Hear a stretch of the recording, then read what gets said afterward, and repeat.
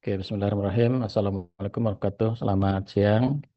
Siang ini mungkin praktikum daring terakhir ya. Jadi beberapa perubahan rencana sebetulnya dari skenario awal untuk kegiatan Anda belajar di semester 5.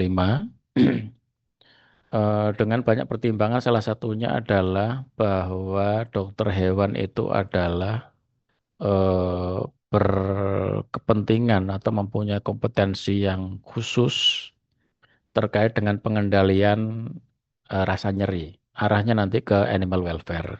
Oleh karena itu, saya sebagai PJMK mengambil keputusan untuk merubah rencana kegiatan Anda dalam proses belajar diagnosa klinik tadi itu. Sehingga dari awal saya sudah mencoba untuk mengenalkan bagaimana caranya Anda mengenali rasa nyeri pada baik itu anjing kucing, baik itu pada hewan besar ya, terutama ternak kuda juga demikian sama. Ya, nanti sebetulnya ada yang lain nanti di mengenal atau memeriksa rasa nyeri pada hewan laboratorium terutama nanti karena itu bagian dari kompetensi kita juga otoritas dokter hewan. Ya. Nah, setelah dua pertemuan terdahulu terkait dengan pain assessment pada ternak ruminansia khususnya ya, baik itu sapi, baik itu kambing domba juga. Nah, sekarang kita akan mengenal pain assessment pada anjing kucing. Beberapa proses ke depan nanti Anda akan memperdalam itu dan kemudian bagaimana cara mengendalikan rasa nyeri tadi itu. Ada banyak hal nanti terkait baik itu nyeri yang akan Anda temukan secara sengaja ya dari proses-proses tindakan yang kita lakukan, misalnya bedah gitu kan. Jadi pasti ada rasa nyeri itu dan Anda harus tahu dan kemudian Anda kendalikan. Nah, ini bagaimana cara Anda bisa mengenali bahwa dia nyeri, seberapa nyeri yang dengan itu Anda perlu mengambil tindakan ya. Nah, ini sudah kita kenalkan di semester 5 ya. Jadi pain assessment pada anjing dan kucing. Latar belakangnya jadi ada nyeri adalah pengalaman sensorik dan emosional ya. Baik itu manusia, baik hewan sama saja ya. Yang tidak menyenangkan yang berhubungan dengan kerusakan jaringan baik itu aktual ataupun potensial ya, yang sedang terjadi ataupun yang bisa saja nanti akan terjadi ya. Beberapa yang lain yang menjadi perdebatan panjang sebetulnya bahwa hewan tadi itu merasakan nyeri apa tidak dulu maksudnya ya. Nah, ternyata dari banyak riset itu kita ketahui bahwa hewan pun mengenal rasa nyeri. Cuma dia tidak bisa mengkomunikasikan rasa nyeri tadi itu secara verbal. Sehingga kita harus menginterpretasikan semua proses tubuhnya tadi itu yang kelihatan itu harus kita kenali bahwa itu sebetulnya ada kaitannya dengan nyeri ya. Jadi pengenalan dan manajemen nyeri yang tepat nanti dapat meningkatkan kesejahteraan hewan, animal welfare tadi itu dan mempercepat pemulihan ya terkait dengan beberapa penyakit nanti akan menimbulkan nyeri dan itu harus kita kendalikan. Nyeri yang tidak ditangani dapat menyebabkan komplikasi medis nanti dan penderitaan yang berkepanjangan itu kemudian menghasilkan kualitas hidup yang buruk sekali gitu ya. Nah, proses nyeri itu terkait dengan proses nosisepsi. Ya, rasa ada bagian saraf nyeri. Ya. Jadi biasanya nanti ada beberapa tahapan terkait dengan itu, baik itu transduksi, baik itu transmisi, modulasi, dan persepsi. Paling awal proses transduksi. Jadi adanya stimulus yang menyebabkan tubuh itu mengenal itu nyeri, gitu ya. Nah, biasanya di bagian-bagian luar tubuh. Ya baik itu mekanik ya, baik itu termal, baik itu kimiawi. Ya nanti akan diubah menjadi saraf impuls listrik oleh saraf nyeri tadi itu, nociceptor. Kemudian disalurkan, ditransmisikan, disalurkan. Ada dua saraf sebetulnya nanti yang terlibat di situ, baik itu proses yang cepat ataupun proses yang lambat. Cepat akan melibatkan saraf A delta ya, kemudian yang lambat melibatkan saraf C ke medula, ke bagian tulang belakang kita. Kalau manusia, kalau hewan ya ke tulang belakangnya. Jadi oleh karena itu nanti semua hewan yang bertulang belakang ya, kalau Anda memberikan tindakan perlakuan itu harus di ethical approve ya kalau Anda menggunakan memanipulasi hewan tadi itu. Semua yang bertulang belakang, baik itu ikan gitu ya, kemudian burung-burungan, reptil, bahkan mamalia itu harus karena mereka punya persepsi rasa nyeri melibatkan ini tadi, melibatkan serabut saraf A delta yang cepat, kemudian suprarambut saraf C, yang semuanya akan ditransmisikan ke medulla spinalis. Di sana ada bagian ya, di bagian cornua dorsalis media itu ada proses yang nanti dimodulasi itu diperbanyak, ditingkatkan. Sensor yang tertangkap tadi itu disalurkan ke situ, ditingkatkan, kemudian nanti akan disalurkan ke persepsi yang di otak, di korteks cerebri tadi itu, yang kemudian dikenali sebagai pengalaman nyeri. Nah itu. Jadi kalau tidak, dia tidak pernah merasakan nyeri tadi itu. Seperti karena proses itu belum berkembang, misalkan pada bayi belum berkembang, sehingga dia kebentur apa ya tidak terasa apa-apa gitu ya. Tapi begitu saraf sudah berkembang di tingkat umur yang lebih lanjut, nanti kemudian persepsi nyeri tadi itu muncul ya. Nah ini jalurnya tadi ya, ada persepsi, ada transmisinya disalurkan ke dorsal apa namanya, corda spinalis, spinal cord, tulang belakang di situ, kemudian disalurkan ke otak. Nah, ini prosesnya, jalurnya tadi, cerita yang sama. Nah, apa saja yang melibatkan apa namanya eh, bahan-bahan tadi itu yang supaya bisa kemudian apa namanya stimulasi nyeri tadi itu sampai ke otak. Nah, itu butuh antar saraf tadi itu berhubungan. Sehingga butuh neurotransmitter yang terlibat di situ.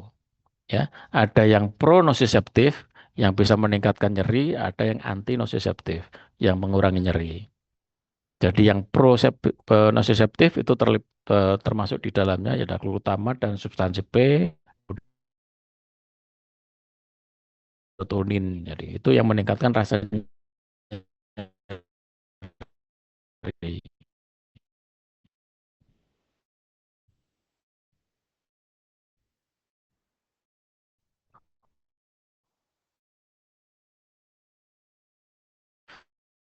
Mengendalikan prostaglandin.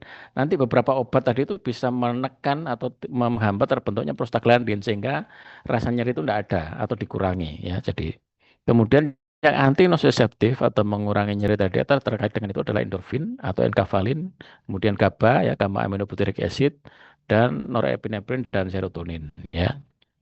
Jadi ini yang melibatkan terhubungnya atau abilitasinya atau tidak terfasilitasinya stimulus nyeri satu saraf dengan yang lain itu perlu perlu komunikasi dan itu membutuhkan neurotransmitter ya. Berdasarkan durasinya nanti ada nyeri akut kronis, berdasarkan patofisiologinya bisa macam-macam. Kerusakan jaring, saraf, adanya inflamasi tadi itu, adanya sensititasi tanpa stimulus aktif apa itu kanker dan seterusnya tadi itu menimbulkan persepsi rasa nyeri tadi itu ya. Nah, kenapa itu penting? Satu terkait dengan yang utama dari otoritas Anda, kompetensi utama Anda, dokter hewan tadi itu terkait dengan animal welfare, yaitu mengurangi rasa nyeri, ya mengurangi penderitaan dan stres akibat rasa nyeri tadi itu.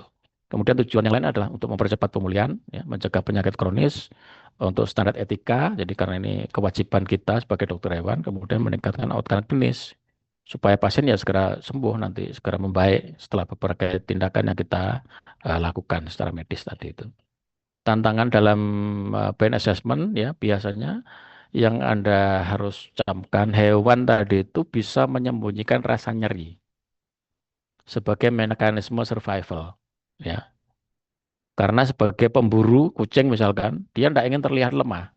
Sehingga biasanya dia kalau dia sakit, nyeri, maksudnya nyeri, dia pasti akan sembunyi dulu sampai rasa nyeri tadi itu hilang, tidak ada. Makanya biasanya setelah ada satu peristiwa tertentu, kalau dia menimbulkan nyeri, ketabrak dan lain-lain, dia pasti sembunyi, tidak menampakkan diri dimanapun, karena dia ingin dianggap lemah sebagai pemburu tadi itu. Sehingga setelah baru kondisinya membaik, dia mulai keluar dari persembunyiannya, kemudian ya menampakkan diri, kembali ke rumah dan seterusnya ya. Kemudian yang perlu diketahui lagi itu masih belum ada gold standar untuk mengukur nyeri. Ya karena dia tidak bisa mengekspresikan tadi itu, tidak bisa vocalize, tidak bisa mengekspresikan rasa nyeri tadi itu. Ya, perbedaan spesies dan breed dalam respon nyeri juga berbeda, faktor lingkungan juga demikian sama tadi itu. Sama seperti manusia juga sama, ketakutan apa itu yang menimbulkan perbedaan rasa nyeri itu. Kemudian nyeri-nyeri yang kronis biasanya lebih sulit dikenali karena sudah lebih adaptif biasanya dibandingkan dengan nyeri akut. Ya. Nah, tanda-tanda nyeri pada anjing atau kucing biasanya melibatkan beberapa hal, termasuk perilaku, postur atau gerakan badan, dan fisiologik. Ya. Jadi ini tanda-tanda yang harus Anda cek semua.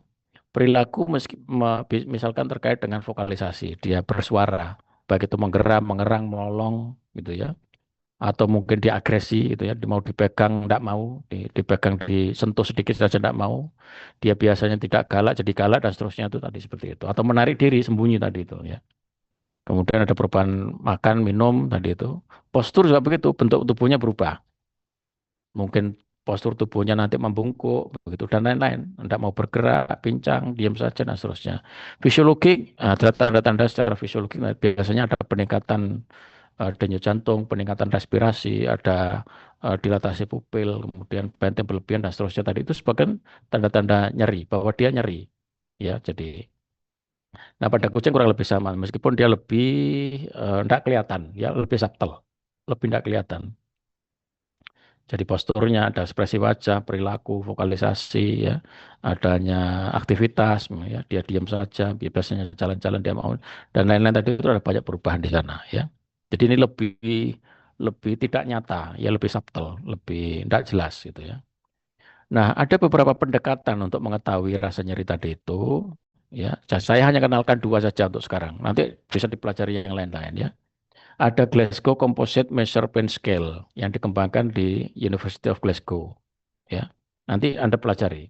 Saya hanya menyalakan di sini. Ada Feline Grimace Scale yang dikembangkan oleh University of Montreal. Ada Colorado State University Pain Scale yang dikembangkan oleh kawan-kawan yang di Colorado State University. Ada yang lain juga, ada Boto-Chato Multidimension Composite Pain Scale, kemudian ada Post Operative Pain Scale dan lain-lain tadi itu. Saya hanya menggunakan dua, Feline Grimace Scale dan Colorado State University Pain Scale. Ya. Nah, sedikit saja tentang Glasgow Composite nanti akan kita pelajari lebih dalam, tapi tolong nanti ada pelajari lebih dalam gitu ya. Jadi biasanya dipakai untuk anjing, skornya 0 sampai 24 biasanya. Nah, kalau dia lebih dari 6, dari 0,24 tadi itu dia perlu intervensi atau tindakan analgesia, obat pereda nyeri gitu ya. Nah, parameter nanti yang akan diukur terkait dengan vokalisasi, perhatiannya dia terhadap luka, mungkin dijilati terus dan seterusnya tadi itu, mobilitas ya. Dia mau bergerak apa tidak, respon terhadap sentuhan tadi itu, dia mau dipegang apa tidak gitu ya. Kemudian tingkah laku umum dan postur aktivitas biasanya. Biasanya lebih tidak banyak bergerak dia nanti atau posturnya membungkuk dan seterusnya nanti ya. Jadi ada caranya nanti. Coba pelajari nanti Glasgow Composite Pain Scale ya, atau GMPS ya. Nah, sekarang kita akan bahas lebih ke feline Grimace Scale. Jadi ini hanya melihat Grimace, apa perubahan-perubahan yang di wajah saja, ya. Jadi sistem scoring berbasis ekspresi wajah pada kucing, ya. Skornya 1 sampai 10, kalau lebih dari 4 dia nyeri, sedang berat. Itu butuh intervensi. Ada beberapa action unit, ya. Ada 5 action unit. Satu posisi telinga, kedua posisi mata atau orbital tightening. Jadi kalau dia makin nyeri, makin sipit, makin menyempit, makin menyipit itu matanya. Kemudian tension atau apa tegangan yang di bagian moncong ya. Kemudian whiskernya misai apa kumisnya tadi itu dan posisi kepala. Masing-masing dinilai 0, 1, 2 gitu ya. Ada 3 nilai 0, 1, 2.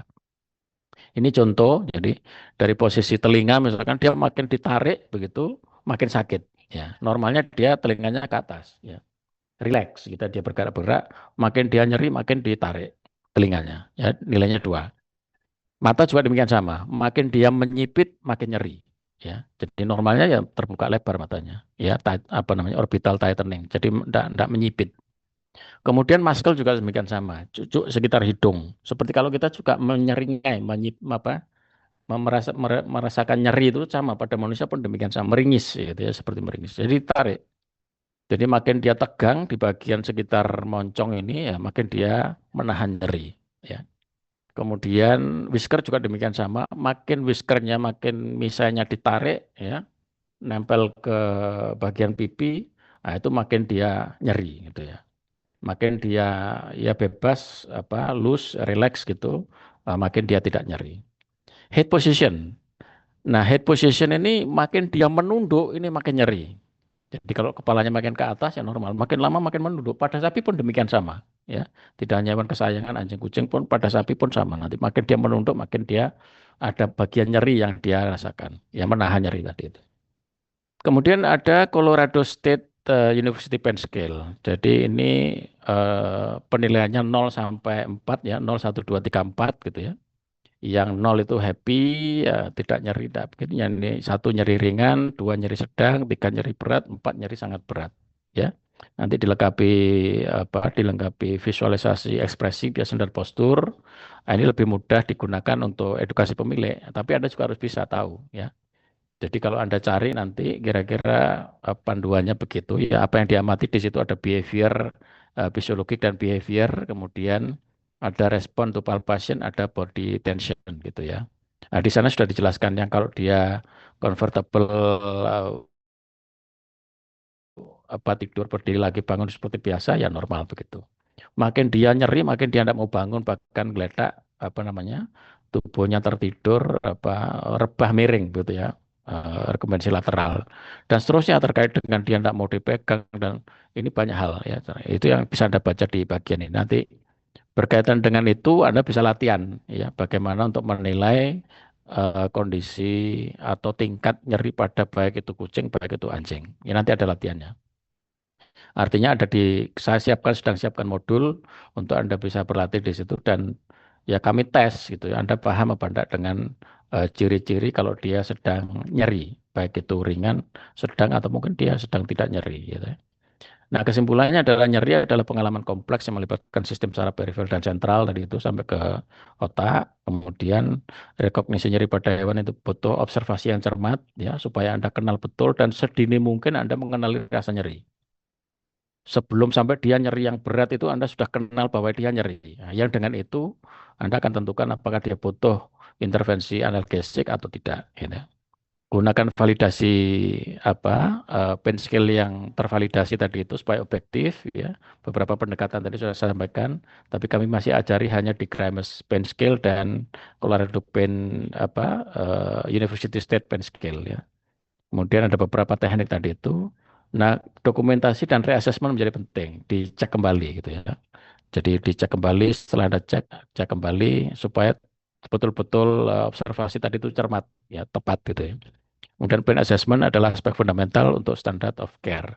Jadi terutama nanti yang terjun ke dunia praktisi ya, terlibat langsung dengan hewan tadi itu sudah tahu. Meskipun nanti yang di lab juga ada pelajaran sendiri untuk mengenal nyeri nanti di sana. Ya sehingga harus dilakukan tindakan apakah nyeri tadi itu terkait dengan proses-proses riset atau tidak. Jadi, nah itu Anda sudah tahu dari dini, dari yang paling awal ya. Nanti Anda bisa baca di beberapa hal ini. Jadi kami mendorong Anda untuk mulai memahami dan mengendalikan nyeri pada hewan-hewan yang memang menjadi tugas dan tanggung jawab kita nanti. Ya, saya rasa itu nanti silakan ditunggu modul praktikumnya. Kemudian dipelajari bahan ini, nanti ada banyak latihannya. Di situ pun menjadi latihan dan tes-tesan nanti di modul praktikum. Ada yang ditanyakan? Sambil saya coba share dulu presensinya.